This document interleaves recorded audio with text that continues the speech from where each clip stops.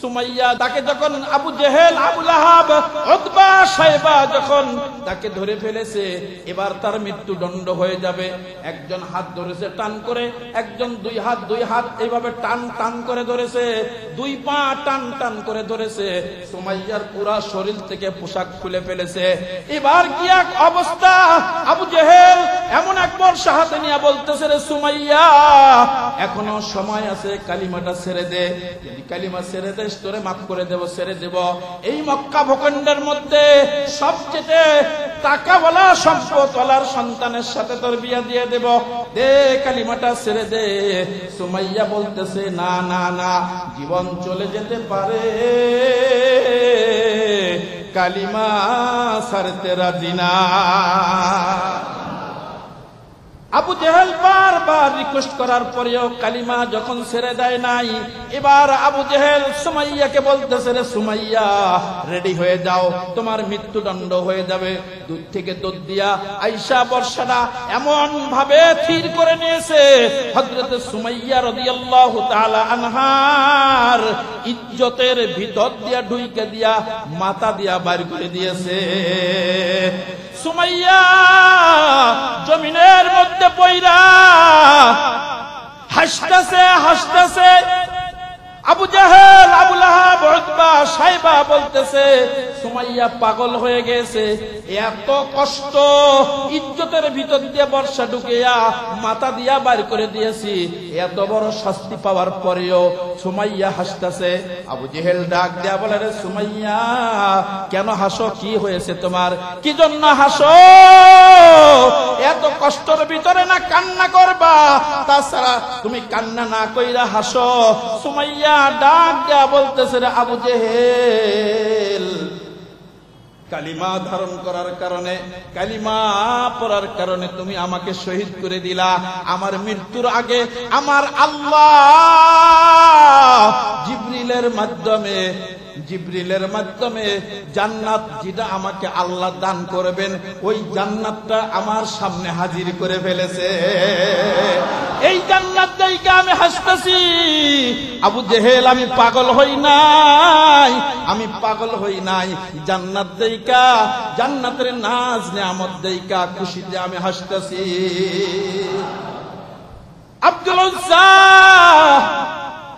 বলতেছে, পয়গম্বর ছোট্ট একটা কম্বলের টুকরা দিয়া নিজের ইজ্জতকে ঢাইকা শত শত মাইল পারাই দিয়া, মরুভূমি পারাই দিয়া, আমি না খাইয়া পেটে ক্ষুধা নিয়া আমি এসেছি। আমি জানি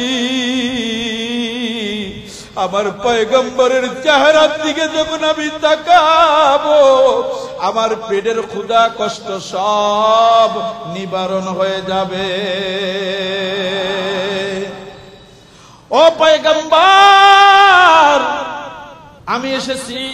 আল্লাহর পয়গম্বর ডাক দেয়া বলল, এ আব্দুল্লাহ, আব্দুল উজ্জা, কাছে আসো। তুমি আজ থেকে আর আব্দুল উজ্জা না, আজ থেকে তুমি হলো আব্দুল্লাহ। এবার আসাফে সফায় নিয়ে গেছেন, সাহাবীদেরকে বলল, ও সাহাবীরা, এই আব্দুল্লাহকে কোরআনের তালিম দাও। কোরআন কেমন জিনিস বাজান একটু মাথায় নেবেন। এই যে আপনাদের পাশেই, মসজিদের পাশেই মসজিদ, মাদ্রাসা, ইতিমখানা মসজিদ, ঠিক না বেঠিক? এই ইতিমখানায় মসজিদ, এই যে ইতিমখানা মাদ্রাসা, এই বাচ্চারা রাতের 3টা বাজে ওঠে তেলাওয়াত শুরু করে দেয়। জানেননি আপনারা ঠিক মতো ঘুমান। এখন গরমের দিন, এই জন্য টের পান না। শীতের দিন যখন শুরু হয়ে যায়, এই কোরআনের পাখিগুলো প্রত্যেকটা দিন 3টা, 3:30টায় উইটা কনকনা শীতের ভিতরে ঠান্ডা পানি দিয়ে উজু বানাইয়া তোমরা ঘুমাও। এই ছোট্ট ছোট্ট শিশুগুলো আল্লাহর কালাম তেলাওয়াত শুরু করে দেয়। আব্দুল উজ্জা এবার আব্দুল উজ্জা থেকে আব্দুল্লাহ হয়ে গেল। পয়গম্বর নিয়ে গেলেন আসাফে সফার ভিতরে। কোরআন শেখার জন্য সাহাবীদেরকে বলে দিল, ওকে কোরআনের শিক্ষা দাও। কোরআনের শিক্ষা নিতেছে, তেলাওয়াত করতেছে, কিন্তু হঠাৎ করে পয়গম্বরের কাছে নালিশ চলে গেল। নালিশ, ও পয়গম্বর, এমন এক যুবককে আপনি আসাফে সফার ভিতরে দিয়েছেন, যখন কোরআন শরীফ পড়ে এত জোরে জোরে পড়ে, ওর আওয়াজে আমাদের তেলাওয়াত করতে কষ্ট হয়ে যায়। পয়গম্বরের কাছে যখন নালিশ চলে গেল, এবার পয়গম্বর বলতেছে, সাহাবীরা শোনো, ও যত জোরে পড়তে চায় অত জোরে পড়ার সুযোগ করে দাও, কারণ এই কোরআন শিখতে গিয়ে এই ঈমানটা যে সে এনেছে, ঈমানটা অনেক দামি, অনেক ত্যাগ, অনেক কষ্টের বিনিময়ে এই ঈমান এনেছে। ও সাহাবীরা, ও যেভাবে তেলাওয়াত করতে মজা পায়, ওইভাবে তেলাওয়াত করার মতো সুযোগ তোরা করে দাও। আব্দুল্লাহ কোরআন শিখতেছে, হঠাৎ করে তাবুকের যুদ্ধ, দামামা বেজে গেল। তাবুকের যুদ্ধ হবে, পয়গম্বর যুদ্ধের এয়ানাত তুলতেছে, সবাই টাকা পয়সা দিয়ে যুদ্ধের জন্য সহযোগিতা করতেছে, কিন্তু আব্দুল্লাহর কোনো টাকা নাই, পয়সা নাই, কি দিবে? সব সম্পদ তো হারিয়ে ফেলেছে, এবার কি দিবে? কিচ্ছু নাই। পয়গম্বরের কাছে চলে আসছে, আয়েশা বলতেছে, পয়গম্বর, সবাই তো টাকা পয়সা দিয়ে যুদ্ধের জন্য সহযোগিতা করতেছে, ও পয়গম্বর, আমার তো টাকা নাই, পয়সা নাই, আমি কি দিব? ঈমান আনতে গিয়ে টাকা পয়সা সব হারিয়ে ফেলেছি। ও পয়গম্বর, আপনি আমার জন্য দোয়া করে দেন, আমি দ্বীনকে প্রতিষ্ঠিত করতে গিয়ে যেন আমার জীবনটা দিয়ে দিতে পারি। কোরআনকে পায়ের নিচে নিয়ে অপমান কইরা এটাকে আবার ফেসবুকে ছাড়ি দিছে। এই বাংলার জমিনে এদেশ শাহজালালের দেশ, এদেশ শাহপরানের দেশ, এটা ওলি আল্লাহর দেশ, এটা ওলামা ইকরামের দেশ, এটা মুসলমানের দেশ। মুসলমানের দেশের মধ্যে মুসলমান থাকতে আল্লাহর কালামকে পায়ের নিচে ফালাইবে, আমার পক্ষ থেকে আমি বলতে চাই, তাৎক্ষণিক তার ওই পাটা কেটে দেওয়ার দরকার ছিল।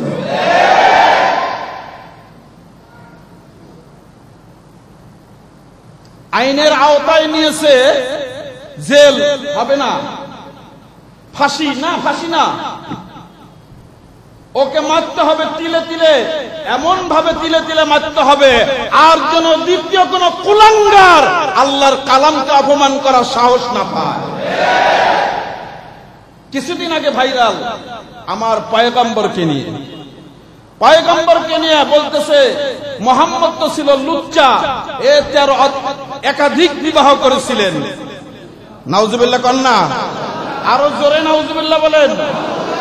পয়গম্বরকে আল্লাহ তাআলার ফয়সালা ছিল, ঠিক না বেঠিক? এটা আল্লাহর ফয়সালা করেছিল। মূর্খ, তুমি কি বুঝো? তুমি জানো কি? এ সমস্ত কুলাঙ্গারকে তাৎক্ষণিক এদেরকে এমন ভাবে শাস্তি দিয়া মারার দরকার যে শরীর ব্লেড দিয়ে ফাঁকাবে আর লবণ ঢুকাবে, তিলে দিলে মারতে হবে এদের। ফাঁসি দিলে তো একবারে মরে যাবে, ঠিক না বেঠিক? কত বড় দুঃসাহস! যেই কালাম শিখতে গিয়ে কত সাহাবী জীবন দিয়েছে, যেই কালামকে দুনিয়াতে প্রতিষ্ঠিত করতে গিয়ে কত সাহাবী সন্তান হারাইছে, বিবি হারাইছে, জীবন হারাইছে, সম্পদ হারিয়ে ফেলছে।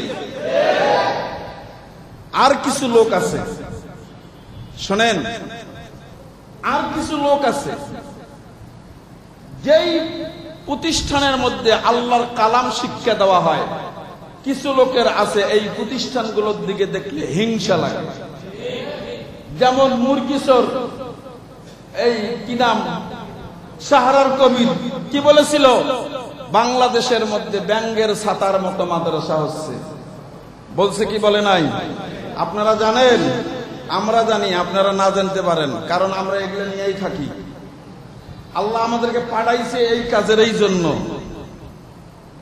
ব্যাঙের ছাতার মতো মাদ্রাসা, তোমার মাথার ব্যথা কেন? যখন বিরাট আশা, বিভিন্ন এই এনজয়, এই সমস্ত কোম্পানি আসিয়া, বিদেশিরা আসিয়া আপনার সন্তানকে কালিমা না শিখিয়া, আলিফ বাতা না শিখিয়া শিখাইছিল যে শরীয়ত অজগর, আরো বিভিন্ন কিছু, ঠিক না ঠিক, বিদেশি কিছু চক্রান্ত শিখাইছিল, তখন খুব ভালো লেগেছিল। হ্যাঁ, আর এখন ঘর ঘর মাদ্রাসা হবে। যখন এই ঘর ঘর মাদ্রাসা হবে, প্রত্যেকটা মুসলমানের সন্তান কোরআন পড়ে নেওয়ালা হয়ে যাবে। তখন আর ঐশীর মতো হবে না। হবে কি? ঐশীর মতো হবে না, তসলিমা নাসরিনের মতো হবে না, তাকলা মুরাদের মতো হবে না। কথা কন না কেন? একটু বেশি হয়ে যাচ্ছে মনে হয়। সন্তান যখন স্টার্টিং পয়েন্ট, শুরুতেই সন্তান কোরআন শিখবে, এই সন্তানটা এর ভিতরে কোরআন ঢুকে গেছে, ওরে জবাই করলো দিন থেকে সরবে না। বিয়ে করে আনো বেটা, মায়ে কোরআন পড়তে জানে না, বাপ জানে না, মেয়ে কেমনে জানবে? যার কারণে তো বিয়ে করে নিয়ে আসে 3 দিনের মাথায় কয় জুতে হলে ভাত খাবো, না হলে খাবো না। কয় কি কয় না? যাদের সন্তান যুবক হয়েছে, সাবালক হয়ে গেছে, কান খুলে শুনে যান। ছেলের বউ নিয়ে আসবেন, তার মার খবর আগে নেবেন, মা নামাজ পড়ে কিনা, মা কোরআন পড়া জানে কিনা। যদি মা কোরআন পড়া জানে, তাহলে মেয়ে কোরআন পড়া জানবে। আর মেয়ে যদি কোরআন পড়া জানে, যেই মেয়েটা কোরআন পড়া জানে, ওই মেয়েকে যদি আপনার সন্তান ছেলেকে দিয়ে বিবাহ দেন, এই মেয়ে ফজরের নামাজ পড়ে সূরা ইয়াসিন পড়বে, এই জোহরের নামাজ পড়ে সূরা ওয়াকিয়া পড়বে, এইভাবে প্রত্যেক ওয়াক্তে নামাজ পড়ে কোরআন শরীফ তিলাওয়াত করবে। এই ছেলের বউ দিয়া আপনার অশান্তি প্রশ্নই আসে না। বরঞ্চ এই ছেলের বউ আপনাকে পূজা করবে, চিন্তা করবে আমি আমার শ্বশুর শাশুড়ির খেদমত করলে আমার সন্তান, আমার ছেলের বউ, আমার সন্তান আমার খেদমত করবে, আল্লাহ খুশি হয়ে যাবে। ঠিক না বা ঠিক? এই জন্য কোরআন পড়নেওয়ালা বানাইতে হবে। এরপর কোরআন তো এসেছে মুমিনের জন্য। আলিফ লাম মিম যালিকাল কিতাবু লা রাইবা ফীহি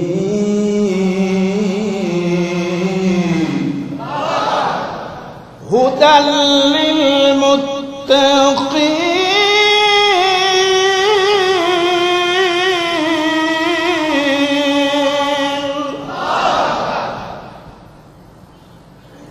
আল্লাহ ডাক দেয়া বলে, কোরআনটাকে আমি মুত্তাকিনদের জন্য পাঠাইলাম, এটা মুমিনদের জন্য পাঠাইলাম, মুত্তাকিনদের জন্য আমি এই কোরআন পাঠাইলাম। এই কোরআনের সংবিধান অনুযায়ী যদি বান্দা জীবন চালাইতে পারো, তাহলে তুমি হয়ে যাইবা মুমিন। আমার নাম মুমিন, তোমার নাম মুমিন। আমার আল্লাহর সাথে তোর দোস্তি হয়ে যাবে।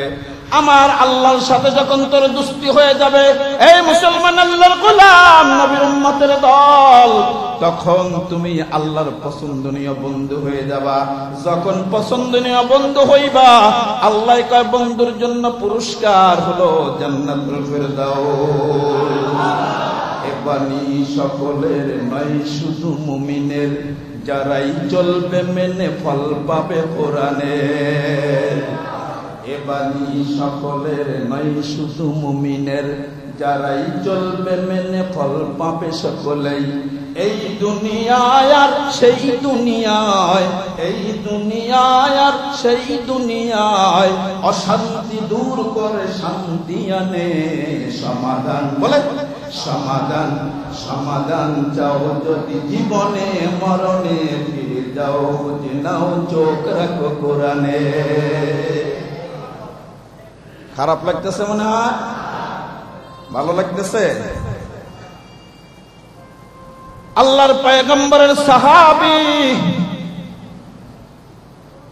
নাম ছিল উজ্জা, মক্কা মদিনার মাঝখানে বাড়ি, অনেক ধনী ব্যক্তির সন্তান ছিলেন।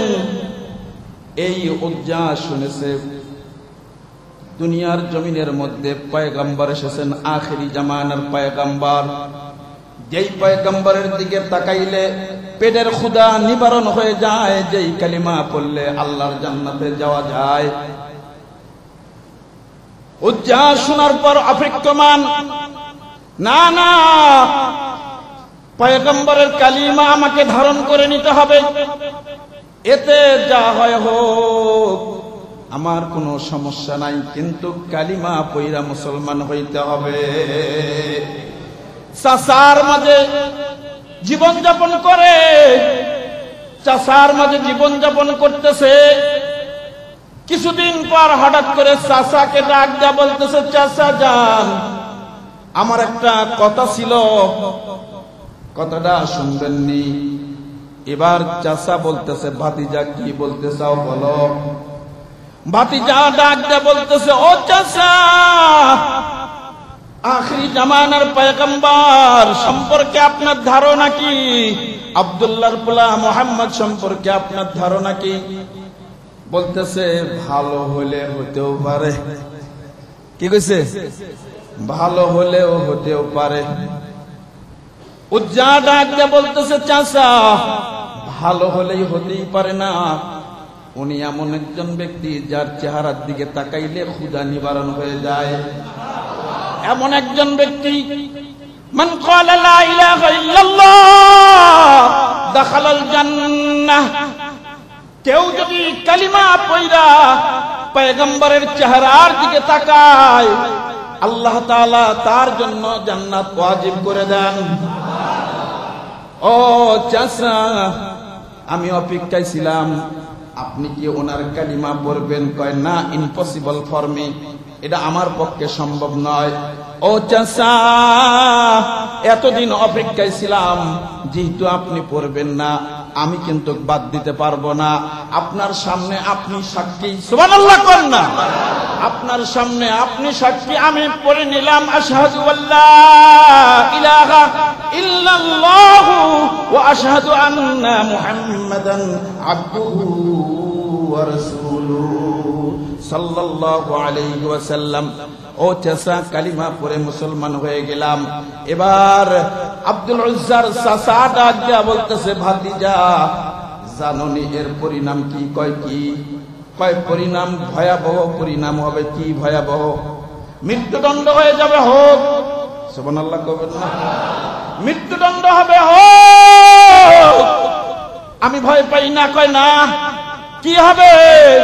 কয় এক নাম্বার শাস্তি হলো, তোমার যে সম্পদ আছে, আমি যে সম্পদগুলো তোমাকে লিখে দিয়েছিলাম, তোমার বাবার সম্পদ থেকে শুরু করে নিয়ে সমস্ত সম্পদগুলো তোমার কাছ থেকে আমি ছিনিয়ে নেব, একটা সম্পদও তোমাকে আমি দেব না।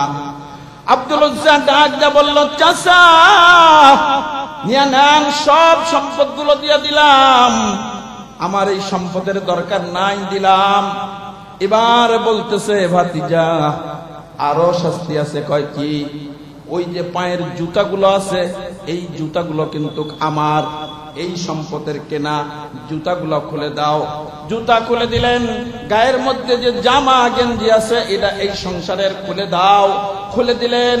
এবার আব্দুল উজ্জার চাচা চিন্তা করতেছে, পরনের পায়জামা বা লুঙ্গিটা যদি খুলে চাই, তাহলে তো ইজ্জতের কারণে খুলে দিবে না। এবার বলতেছে, পরনে যে লুঙ্গি বা তোমার পায়জামাটা আছে, এটাও কিন্তু এই সংসারের কেনা, তুমি এটাও খুলে দাও।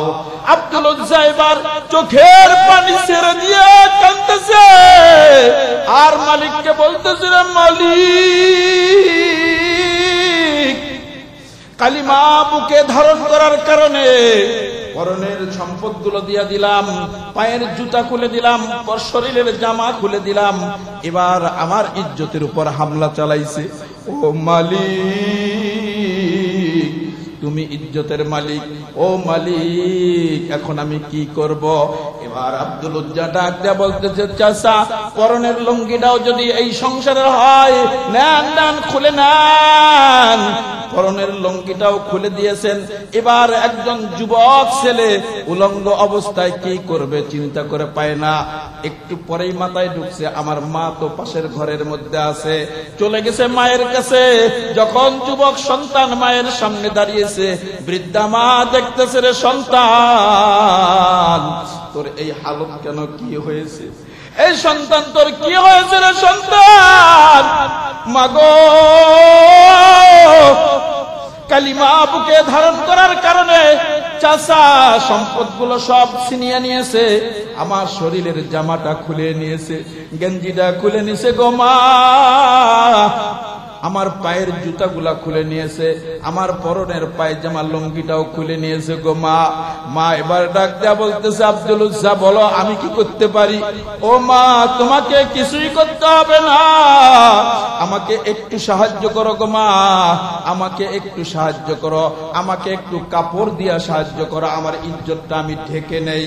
মা বলতেছে, আমার কাছে তো তেমন কোনো কাপড় নাই, তবে একটু কাপড় আছে, একটা কম্বল আছে, ছিঁড়া একটা কম্বল আছে রে সন্তান, এই কম্বলটা আমি তোমাকে দিতে পারি।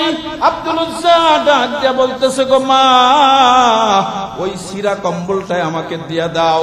আব্দুল উজ্জা ছিঁড়া কম্বলটা নিয়া নিচের ইজ্জতটা পেছায়া নিয়া রওনা করছেন মদিনার দিকে। মদিনায় যাইতেছে যাইতেছে যাইতে যাইতে কয়েকদিন সফর, না খাওয়া না খায়া সফর করতেছে। সফর করতে করতে করতে করতে ক্ষুধার তাড়নায় পেট পিঠ এক সমান হয়ে গেছে, চোখগুলো গর্ত হয়ে গেছে। আস্তে আস্তে চলে গেছে মদিনায়। মদিনায় যাইয়া পয়গম্বরের দরজার সামনে দাঁড়িয়ে আছে। গভীর রাত, ঠান্ডা রাত, ঠান্ডার দিন, কনকনা শীতের দিন। পয়গম্বরের দরজার মধ্যে দাঁড়িয়ে রইছে। পয়গম্বর দরজার থেকে বাহির হইয়া দেখে একটা যুবক জীর্ণ শীর্ণ অবস্থায়, মাথার চুলগুলো এলোমেলো অবস্থায়, কাঁপতেছে, থর থর থর থর করে কাঁপতেছে। দুই দাঁতের মধ্যে ঠান্ডার কারণে টাস টাস করে বাড়ি লাগতেছে। এবার পয়গম্বর ডাক দেয়া বলে, কে রে? অন্ধকারের ভিতরে শীতের রাত্রে তুমি এই জায়গায় দাঁড়িয়ে আছো, কে তুমি, কে বলো না? আব্দুল উজ্জা ডাক দিয়ে বলে, পয়গম্বর আমি। কে তুমি, নাম কি? কয় আমার নাম আব্দুল উজ্জা। ও পয়গম্বর, কিছুদিন আগেই কালিমা পড়ে মুসলমান হয়ে গেছি। তা কি হয়েছে? ও পয়গম্বর, কালিমা পড়ে মুসলমান হওয়ার পর আমার সম্পদগুলো সব চাচা জোর করে নিয়েছে, আমার শরীর থেকে জামাটা খুলে নিয়েছে। ও পয়গম্বর, আমার পরনের স্যান্ডেল গুলাও খুলে নিয়েছে। ও পয়গম্বর, শীতের দিন আমার পরনের পায়জামা লুঙ্গিটাও খুলে নিয়েছে, আমাকে উলঙ্গ করে ফেলছে, আমাকে উলঙ্গ করে ফেলছে। এ আল্লাহর গোলাম, নবীর উম্মতের দল, আল্লাহর পথে যদি কেউ জীবন দিতে চায়, দুনিয়াতেই আল্লাহ তাকে জান্নাত দেখিয়ে দেয়। সুমাইয়া রাদিয়াল্লাহু তাআলা আনহা, লম্বা ঘটনা, মাঝখানে ছোট্ট করে কথাটা বলে দেই। সুমাইয়া তাকে যখন আবু জেহেল, আবু লাহাব, উতবা, শাইবা যখন তাকে ধরে ফেলেছে, এবার তার মৃত্যুদণ্ড হয়ে যাবে। একজন হাত ধরেছে টান করে, একজন দুই হাত এইভাবে টান টান করে ধরেছে, দুই পা টান টান করে ধরেছে। সুমাইয়ার পুরা শরীর থেকে পোশাক খুলে ফেলেছে। এবার কি এক অবস্থা! আবু জেহেল এমন একবার সাহায্য নিয়ে বলতেছে, রে সুমাইয়া, এখনো সময় আছে, কালিমাটা ছেড়ে দে, যদি কালিমা ছেড়ে দেস তোরে মাফ করে দেব, ছেড়ে দেব। এই মক্কা ভূখণ্ডের মধ্যে সবচেয়ে টাকাওয়ালা সম্পদওয়ালার সন্তানের সাথে তোর বিয়া দিয়ে দেব, দে কালিমাটা ছেড়ে দে। সুমাইয়া বলতেছে, না না না, জীবন চলে যেতে পারে, কালিমা ছাড়তে রাজি না। আবু জেহেল বারবার রিকোয়েস্ট করার পরেও কালিমা যখন ছেড়ে দেয় নাই, এবার আবু জেহেল সুমাইয়াকে বলতেছে, রে সুমাইয়া, রেডি হয়ে যাও, তোমার মৃত্যুদণ্ড হয়ে যাবে। দূর থেকে দুধ দিয়া আয়েশা বর্ষাটা এমন ভাবে থির করে নিয়েছে, হযরত সুমাইয়া রাদিয়াল্লাহু তাআলা আনহার ইজ্জতের ভিতর দিয়া ঢুইকে দিয়া মাথা দিয়া বাইর করে দিয়েছে। সুমাইয়া জমিনের মধ্যে পইরা হাসতেছে হাসতেছে। আবু জেহেল, আবু লাহাব, উতবা, সাইবা বলতেছে সুমাইয়া পাগল হয়ে গেছে, এত কষ্ট ইজ্জতের ভিতর দিয়ে বর্ষা ঢুকিয়া মাথা দিয়া বাইর করে দিয়েছি, এত বড় শাস্তি পাওয়ার পরেও সুমাইয়া হাসতেছে। আবু জেহেল ডাক দেয়া বলে, রে সুমাইয়া, কেন হাসো? কি হয়েছে তোমার? কি জন্য হাসো? এত কষ্টের ভিতরে না কান্না করবা? তাছাড়া তুমি কান্না না কইরা হাসো। সুমাইয়া ডাক দেয়া বলতেছে, রে আবু জেহেল, কালিমা ধারণ করার কারণে, কালিমা পড়ার কারণে তুমি আমাকে শহীদ করে দিলা। আমার মৃত্যুর আগে আমার আল্লাহ জিবরিলের মাধ্যমে জান্নাত যেটা আমাকে আল্লাহ দান করবেন, ওই জান্নাতটা আমার সামনে হাজির করে ফেলেছে। এই জান্নাত দেখে আমি হাসতেছি। আবু জেহেল, আমি পাগল হই নাই, আমি পাগল হই নাই। জান্নাত দেইকা, জান্নাতের নাজ নেয়ামত দেইকা খুশিতে আমি হাসতেছি। আব্দুল উজ্জা বলতেছে, পয়গম্বর ছোট্ট একটা কম্বলের টুকরা দিয়া নিজের ইজ্জতকে ঢাইকা শত শত মাইল পারাই দিয়া, মরুভূমি পারাই দিয়া, আমি না খাইয়া পেটে ক্ষুধা নিয়া আমি এসেছি। আমি জানি আমার পয়গম্বরের চেহারার দিকে যখন আমি তাকাবো, আমার পেটের ক্ষুধা কষ্ট সব নিবারণ হয়ে যাবে। ও পয়গম্বর, আমি এসেছি। আল্লাহর পয়গম্বর ডাক দেয়া বলল, এ আব্দুল্লাহ, আব্দুল উজ্জা, কাছে আসো। তুমি আজ থেকে আর আব্দুল উজ্জা না, আজ থেকে তুমি হলো আব্দুল্লাহ। আব্দুল্লাহ এবার আসাফে সফায় নিয়ে গেছেন। সাহাবীদেরকে বলল, ও সাহাবীরা, এই আব্দুল্লাহকে কোরআনের তালিম দাও। কোরআন কেমন জিনিস বাজান একটু মাথায় নেবেন। এই যে আপনাদের পাশেই, মসজিদের পাশেই মসজিদ, মাদ্রাসা, ইতিমখানা মসজিদ, ঠিক না বেঠিক? এই ইতিমখানায় মসজিদ, এই যে ইতিমখানা মাদ্রাসা, এই বাচ্চারা রাতের 3টা বাজে ওঠে তেলাওয়াত শুরু করে দেয়। জানেননি আপনারা? আপনারা ঠিক মতো ঘুমান। এখন গরমের দিন, এই জন্য টের পান না। শীতের দিন যখন শুরু হয়ে যায়, এই কোরআনের পাখিগুলো প্রত্যেকটা দিন 3টা, 3:30টায় উইটা কনকনা শীতের ভিতরে ঠান্ডা পানি দিয়ে উজু বানাইয়া তোমরা ঘুমাও। এই ছোট্ট ছোট্ট শিশুগুলো আল্লাহর কালাম তেলাওয়াত শুরু করে দেয়। আব্দুল উজ্জা এবার আব্দুল উজ্জা থেকে আব্দুল্লাহ হয়ে গেল। পয়গম্বর নিয়ে গেলেন আসাফে সফার ভিতরে কোরআন শেখার জন্য। সাহাবীদেরকে বলে দিল, ওকে কোরআনের শিক্ষা দাও। কোরআনের শিক্ষা নিতেছে, তেলাওয়াত করতেছে।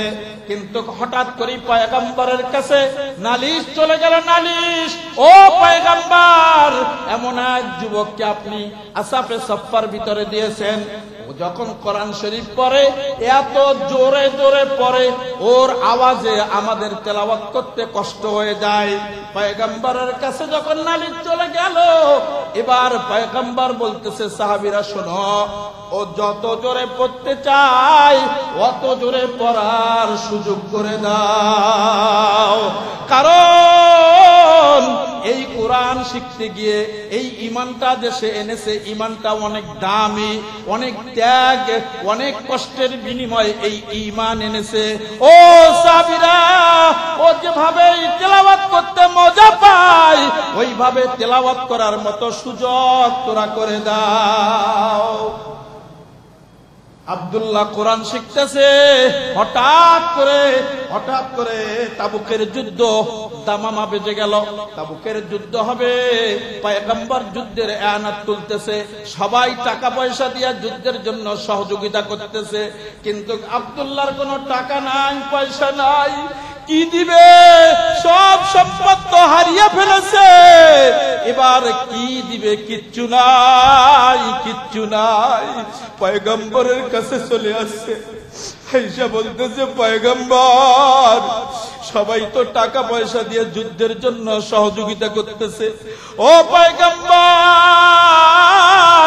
আমার তো টাকা নাই, পয়সা নাই, আমি কি দিব? ঈমান আনতে গিয়ে টাকা পয়সা সব হারিয়ে ফেলেছি। ও পয়গম্বর, আপনি আমার জন্য দোয়া করে দেন, আমি দ্বীনকে প্রতিষ্ঠিত করতে গিয়ে যেন আমার জীবনটা দিয়ে দিতে পারি। পয়গম্বর ডাক দিয়া বলতেছে, আব্দুল্লাহ, যা যা যা, একটা গাছের বাকল নিয়ে আসো। আব্দুল্লাহ চলে গেলেন একটা গাছের বাকল আনার জন্য। গাছের বাকলটা যখন নিয়ে আসলেন, ও আল্লাহর গোলাম, নবীর উম্মতের দল, একটু ভালো করে খেয়াল করেন, বাকলটা যখন নিয়ে আসলেন, পয়গম্বরের হাতের মধ্যে দিয়া দিল, আব্দুল্লাহ শরীরের মধ্যে পয়গম্বর বান্ধে দিল, দেওয়ার পরে দোয়া করলো, আল্লাহ, আব্দুল্লাহ শরীরের রক্তকে কাফেরদের জন্য আমি হারাম করে দিলাম। আব্দুল্লাহ কান্না করে আর বলে, পয়গম্বর, আমি বললাম আমার জীবনটা যেন দ্বীনের জন্য শহীদ করে দিতে পারি, কিন্তু আপনি দোয়া করলেন উল্টা। ও পয়গম্বর, তাহলে কি আমার শাহাদাতের মৃত্যু আমার নসিবে নাই? আল্লাহ রাসূল ডাক দেয়া বলল, রে আব্দুল্লাহ, চিন্তা করো না, এখন যদি তোমার জ্বর হওয়ার পরেও মৃত্যু হয়ে যায়, এরপরেও আল্লাহ তোমাকে শাহাদাতের মর্যাদা দিবেন। আমার একটি স্বপ্ন পূরণ করো, ও গো দয়াময়, তোমার পথে চলতে গিয়ে মরণ যেন হয় আমার, তোমার কথা বলতে গিয়ে মরণ যেন হয়। আমার একটি স্বপ্ন পূরণ করো, ও গো দয়াময়, তোমার কথা বলতে গিয়ে মরণ যেন হয় আমার, তোমার পথে চলতে গিয়ে মরণ যেন হয়। জোরে মারহাবা বলেন। খারাপ লাগতেছে? পয়গম্বর বলে দিল, যাও, তোমার মৃত্যু যদি এখন জ্বরের হালতে হয়, এরপরও তোমাকে আল্লাহ শাহাদাতের মর্যাদা দান করবেন। এবার তাবুকের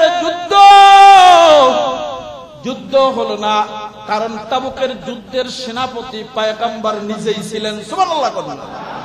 পয়গম্বর নিজেই ছিলেন তাবুকের যুদ্ধের সেনাপতি। রোমান সৈন্যরা শোনার পর ভয় পেয়ে আস্তে আস্তে পলায়া চলে গেছে। সুবহানাল্লাহ কবেন না? পলায়া চলে গেছে। তাবুকের যুদ্ধ করতে হয় নাই, এমনিতেই তাবুক বিজয় হয়ে গেছে। পয়গম্বর 20 থেকে 21 দিন পর্যন্ত ওই জায়গার মধ্যে অবস্থান করেন। এর মধ্যে হঠাৎ করে আব্দুল্লাহ শরীরে জ্বর আয়া পড়ল। সন্ধ্যা গুদরিয়া যাইতে আব্দুল্লাহ দুনিয়া থেকে বিদায় হয়ে গেল। পয়গম্বরের কাছে নালিশ চলে গেল, পয়গম্বর, আব্দুল্লাহর জ্বর, প্রচন্ড জ্বর এসেছিল। জ্বর আসার পর পয়গম্বর আব্দুল্লাহ আল্লাহর ডাকে সাড়া দিয়ে চলে গেছে। আল্লাহর পয়গম্বর ডাক দিয়ে বলতেছে, ও সাহাবীরা, আমার আব্দুল্লাহর কাপনের ব্যবস্থা করো, গোসলের ব্যবস্থা করো, জানাজার ব্যবস্থা করো, দাফনের ব্যবস্থা করো, কবর খননের ব্যবস্থা করো। সমস্ত সাহাবীরা আব্দুল্লাহর গোসল করাইলেন, কাফন পরাইলেন, জানাজা হয়ে গেল।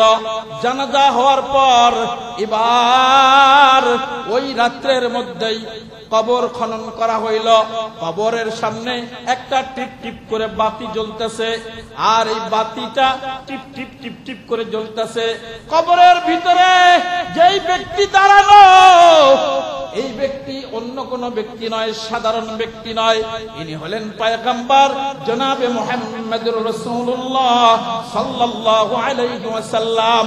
দুইজন সাহাবী আব্দুল্লাহর লাশটাকে হাতে করে উস্কাইয়া কান্দে করে বহন করে আসতেছেন। আসতেছে যখন কাছাকাছি চলে আসছে, আসার পরে এবার পয়গম্বরের হাতের মধ্যে এবার লাশটা দিয়েছেন। আব্দুল্লাহ ইবনে মাসউদ ওই কবরের মধ্যেই ছিলেন। এবার পয়গম্বর আর আব্দুল্লাহ ইবনে মাসউদ সহকারে আব্দুল্লাহর লাশটাকে কবরে শুয়া দিলেন। দেওয়ার পর পয়গম্বর বলতেছে, এই মুসলমান আল্লাহর গোলাম নবীর উম্মতের দল, ভালো করে খেয়াল করে নে রে বাজান, ভালো করে খেয়াল করে শুনে যা। পয়গম্বর যদি কারো প্রতি রাজি হয়ে যায়, আল্লাহ তার প্রতি রাজি খুশি হয়ে যায়। ঠিক না ঠিক? পয়গম্বর এবার আব্দুল্লাহর লাশটাকে দাফন কইরা এবার দুটো হাত আসমানের দিকে উঠাইয়া বলতেছে, ও আসমানের মালিক, আব্দুল্লাহর প্রতি আমি সন্ধ্যা থেকে নিয়ে এখন পর্যন্ত রাজি খুশি, আপনি আব্দুল্লাহর প্রতি রাজি খুশি হয়ে যান। জোরে সুবহানাল্লাহ বলেন না। আব্দুল্লাহ ইবনে মাসউদ ডাক দিয়া বলতেছে, এ আব্দুল্লাহ, তুই কতই না ভাগ্যবান, পয়গম্বর তোর লাশকে দাফন করলো, আবার পয়গম্বর তোর জন্য দোয়া করলো, পয়গম্বর এটা প্রকাশ করে দিল যে পয়গম্বর তোর প্রতি রাজি খুশি, আল্লাহ তোর প্রতি রাজি খুশি হয়ে গেছেন। আব্দুল্লাহ, কতই না তুমি ভাগ্যবান, তোমার লাশটা, এই লাশটা যদি তোমার না হইয়া আমার আব্দুল্লাহ ইবনে মাসউদের হইতো, আমি না কতই ভাগ্যবান হইতাম। আর যে টিপ টিপ করে বাতি জ্বলতেছে, এই বাতিটা নিয়ে দাঁড়িয়েছিলেন হযরতে বেলাল। কে ছিল? হযরতে বেলাল দাঁড়িয়েছিলেন। আর যেই লাশ বহন করে নিয়ে আসতেছিল, এই সাধারণ সাহাবী নয়, একজন হলেন বিশ্ব নবীর 20 বছরের বন্ধু সিদ্দিক আকবর রাদিয়াল্লাহু তাআলা আনহু। আরেকজন হলে সাক্ষী দিয়েছেন, আমার পরে যদি নবী হতো তাহলে নবী হতো এক উমর, আর সেই ব্যক্তি ছিলেন উমর। ভাইরা রে আমার, আল্লাহর কালাম শিখতে গিয়ে জীবন দিয়েছেন, আল্লাহর কালাম শিখতে গিয়ে জীবন দিয়েছেন। আর আজকে আমরা আল্লাহর কালাম শিখাই, একটু সাহায্যও করতেও কষ্ট হয়। ঠিক না বেটা? দেখলে হিংসা লাগে, আরো দেখে এ মৌলবী কিচ্ছু করে না, খালি খায় আর হুন্ডে নিয়ে দৌড় পারে, নামাজ তো আমরাও পড়ি, মানে হিংসা লাগে। তুমি কিয়ামত পর্যন্ত সাধনা করলেও আর এ বয়সে হবে না। হবে কি? তোমার কিয়ামত পর্যন্ত হায়াত দেওয়া হবে, তুমি কিয়ামত পর্যন্ত সাধনা করিও। হিংসা যে করো, জিন্দেগিতে মিম্বারে এসে বসতে পারবা না। মিম্বারে বসতে হলে আল্লাহর কবুলিয়ত লাগবে, চোখের পানি ফালাইতে হবে, চোখের পানি ফালাইতে হবে, তাছাড়া হবে না। হবে কি? হবে না। এজন্য মুআজ্জাজ হাজিরিন, এই কোরআনের শিক্ষার দিকে আমরা ধাবিত কে কে থাকবো ইনশাআল্লাহ। সব সময় যখন ডাক দেব আপনাদেরকে পাবো, আমি পাবো, সবাইকে পাবো তো ইনশাআল্লাহ। আলহামদুলিল্লাহ, হাত নামান, পরে পাবো সবাইকে ইনশাআল্লাহ। হ্যাঁ, আলহামদুলিল্লাহ। আর দ্বিতীয় হলো, আরেকটা আয়াত করেছিলাম, জমিন থেকে নিয়ে আসমান পর্যন্ত গুনাহ করেছেন, আল্লাহ মাফ করতে পারেন কিনা? এই আল্লাহ তওবাকে বেশি কবুল করেন, পছন্দ করেন, তওবাকে বেশি পছন্দ করেন। হ্যাঁ, আল্লাহর পয়গম্বরের সাহাবী হযরতে দাহিয়াতুল কলবি এমন একজন সাহাবী, তার অতীত জীবনের এমন কিছু গুনাহ করেছে, জ্যান্ত কন্যা সন্তানকে সে দাফন করে দিয়েছে। নাউজুবিল্লাহ বলবেন না। সর্বশেষ এই মুসলমান, সর্বশেষ বলে দেই, যেই কথাটা আমি বলে দিতে চাচ্ছি, এত বড় গুনাহ করেছে। উনি ওনার সন্তান মায়ের গর্ভে স্ত্রীকে বলে গেছে, যদি ছেলে হয় সুন্দর করে তুমি লালন পালন কইর, কন্যা হলে গলা টিপা মারি ফেলাইবা। চলে গেছে বাণিজ্যে, বাণিজ্যের থেকে দীর্ঘদিন পর চলে আসছেন, কিন্তু বিবির ঘরের মধ্যে সন্তান হয়েছে, কন্যা সন্তান। সময় কাছে আসছে, স্বামী বাড়িতে আসবে, সন্তানকে অন্যের বাড়ির মধ্যে দিয়েছেন। দেওয়ার পর স্বামী যখন বাড়িতে চলে আসছে, সন্তানকে এবার বাড়ির মধ্যে কাজের মেয়ের জন্য নিয়ে এসেছে। ছোট্ট ফুটফুটে সন্তান সুন্দর মায়ের সাথে কাজ করে, আর সাহাবীর কলিজার মধ্যে মহব্বত পয়দা হয়ে গেছে। কাজের মেয়ে এত সুন্দর ফুটফুটে সন্তান, কলিজার মধ্যে মায়া লেগে গেছে। এবার হাতে নাই, কাছে নাই, কোলে নাই, চুমা দেয়। সুবহানাল্লাহ কবেন না? হঠাৎ করে বিবি ডাক দিয়ে বলতেছে, স্বামী গো, কারে তুমি চুমা দাও? অন্যের সন্তান মনে করে চুমা দাও। না না না, এটা যেই সন্তান আমার পেটে ছিল, যেই সন্তান তুমি বাণিজ্যে যাওয়ার পরে আমার পেটে এসেছিল, বাণিজ্য যাওয়ার সময়, এই সেই কন্যা সন্তান, এটা তোমার সন্তান। ও স্বামী, কত সুন্দর সন্তান। স্ত্রী ভাবছে এত দয়া করে, মায়া করে, কোলে নেয়, চুমা দেয়, অবশ্যই মেয়ের প্রতি মায়া চলে আসছে। কিন্তু এবার শোনার পরে মাথার রগটা চর করে উঠছে, পুরা মাথা গরম হয়ে গেছে। স্ত্রীকে বলল, সন্তানকে কালকা সাজায়া দিও, নানার বাড়িতে বেড়াইতে যাব। নিয়ে চলে গেছেন জঙ্গলে, মরুভূমির মাঝখানে, জঙ্গলের ভিতরে। নেওয়ার পর আমি শর্টকাট করে দিচ্ছি, গর্ত খনন করতেছে। বাবা গর্ত খনন করে, শরীরের মধ্যে ময়লা ভরে যায়, মাটি ভরে যায়। ছোট্ট মেয়ে মাথার মধ্যে বোলাইয়া বোলাইয়া বলে, বাবা গো, কেন গর্ত করো? তুমি তো ঘেমে গেছো, তোমার শরীরের মধ্যে ময়লা। ও বাবা, কেন কষ্ট করতেছো? না বাবা, কষ্ট করো না, চলে আসো। এই বাপকে কিন্তু মেয়ে বেশি ভালোবাসে। আমার শিশু মেয়ে 9 মাস বয়স, আমার দেখলেই হলো খালি দেরি করে গেলে মাথা চুল ধরে টানবো, দাড়ি ধরে টানবো, খাম চাইবো। তার মানে ও বুঝাচ্ছে লেট হলো কেন, ঠিক না? বাবা, শরীরের ময়লাগুলো, মাটিগুলো বরাচ্ছে, এদিকে আসো, মুইসা দেয়। এভাবে যখন গর্তটা খনন হয়ে গেছে, এবার বাবা পছন্দ বাবা বলতেছে, মাগো আসো তো কাছে, দেখো তো গর্তটা কতটুকু গর্ত খনন হয়েছে। যেই না দেখতে গেছে, পছন্দ বাবা ধাক্কা দিয়া ফালাইয়া দিয়েছেন। দেওয়ার পর বড় বড় পাথর দিয়া মারতেছে। এবার মেয়েটা ডাক দিয়া বলতেছে, ও আব্বা গো, আব্বু, আপনি আমারে মারিয়েন না, কোনদিন আপনাকে আমার বাবার পরিচয় দেব না, কোনদিন ওই গ্রামে যাব না, ওই গ্রাম ছেড়ে বহু দূরে চলে যাব বাবা, কোনদিন বাবার পরিচয় দেব না, মেয়ের পরিচয় কোনদিন দেব না, কিন্তু আপনি আমারে মাইরেন না, আমারে মাইরেন না, আমারে মাইরেন না, আমারে মাইরেন না। এই কথা পছন্দ বাবা শুনলেন না। এমন একটি বড় পাথর দিয়া এমন ভাবে আঘাত করলেন, আঘাত করার সঙ্গে সঙ্গে মাথাটা ফাইটা টাস করে কিছু রক্ত শরীরের মধ্যে পড়ে গেছে। চাপা মাটি দিয়া চলে আসতেছে, আসতেছে বাড়ির মধ্যে আসতে আসতে দেখে যে না, মাথার মধ্যে একটাই কথা ঢুকতেছে, ও আব্বু আমারে মাইরেন না। বাবা বাড়িতে আসছেন, গোসল করছেন, কিন্তু আওয়াজ কানের মধ্যে একটা, আব্বু আমারে মাইরেন না। যেখানে যায় আব্বু আমারে মাইরেন না, ঘুমাইতে যায় আব্বু আমারে মাইরেন না, খাইতে যায় আব্বু আমারে মাইরেন না। একটা আওয়াজ কানের মধ্যেই সাবানে চলতেছে। চলতে চলতে আর সহ্য করতে পারতেছি না, কত ডাক্তার কবিরাজ, কত কি, কিচ্ছুতেই কোনো কিচ্ছু হচ্ছে না। এবার বলতেছে, না না না, বড় ডাক্তারের ডাক্তার, হাকিমের হাকিম, দার্শনিকের দার্শনিক, মনীষীদের সর্বশ্রেষ্ঠ মনীষী। সুবহানাল্লাহ করবেন না? পয়গম্বরদের পয়গম্বর, এই পয়গম্বর ছাড়া আমার এই রোগ ভালো হবে না। পয়গম্বরের কাছে চলে গেছেন, যায়া পুরা ডিটেইলস ঘটনা বলেছেন। ও পয়গম্বর, বাবা সন্তানটা একটাই বলেছে, বাবা আমার মাইরেন না। এই আওয়াজটা আমার কান থেকে যায় না গো পয়গম্বর, এত বড় বড় গুনাহ করলাম, এরপরেও কি আল্লাহ মাফ করে দিবে? পয়গম্বর ডাক দিয়া বলতেছে, হ্যাঁ আল্লাহ তোমারে মাফ করে দিবেন। কালিমা পড়ে মুসলমান হয়ে গেলেন।